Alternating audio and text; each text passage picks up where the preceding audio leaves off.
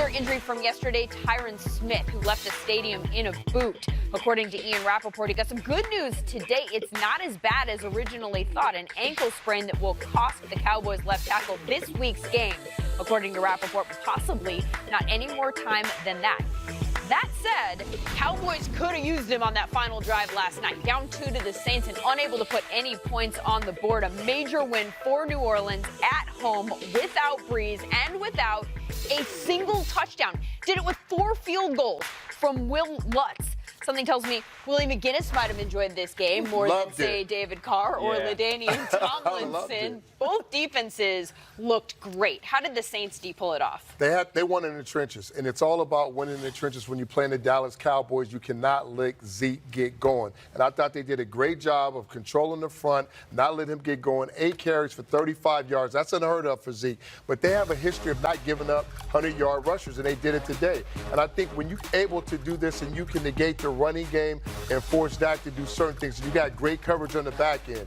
I'm not going to dispel what they did on the back end. They had great coverage. But if you can't stop the run, it opens up so many more plays for the Dallas Cowboys. And kudos to that front 7 for the Saints.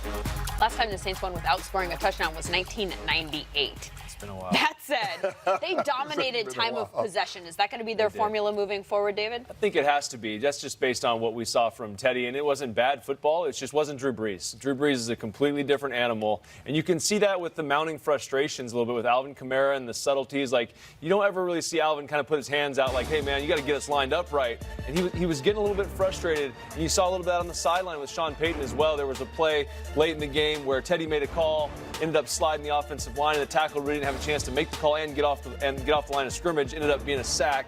You saw Drew Brees on the sideline when Teddy took the sack late in the game, had his hands on his head like, oh, you can't do that right there. So there's a little bit of frustration, but the defense is so good. Marshawn Lattimore played fantastic. Yeah. Really shut down Amari Cooper, stepped it up big time. That front 7 played great. So you can win games like this. Like you mentioned in our meeting, I mean, they're stealing football games right now. If you're winning with your backup quarterback, you're stealing that division. It looks pretty good.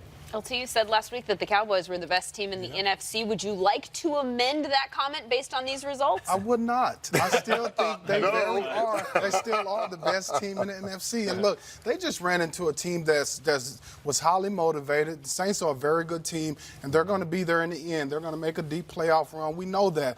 But I believe that the Cowboys right now, speaking defensively, to me, they're one of the best defenses in the National Football League, let alone the NFC. I just think right now they're able to keep the scoring down. They're averaging giving up about 14 points a game, which is good for 3rd in the league. It gives you a chance. It gives you a chance. Yeah. But the addition of Robert Quinn was critical to me in the offseason because they needed somebody opposite of DeMarcus Lawrence. When you have those 2 defensive ends, those 2 linebackers in the middle, what they're doing on defense will be sustainable all year. Now, the offense, guys, we know that's going to go up and down, but for the most part, that defense will be able to hold people, around 14 points. That'll be good. You can win a lot of games holding people to 14 points. Maybe we'll see this matchup again at the end of the year in, say, the postseason. You mentioned the Saints stealing games. Week 10 is the target for Breeze. They're 3-1 right now. The 4 games before Week 10, when he's supposed to get back, they've got Tampa Bay, they have Jacksonville, they have Chicago, and they have Arizona.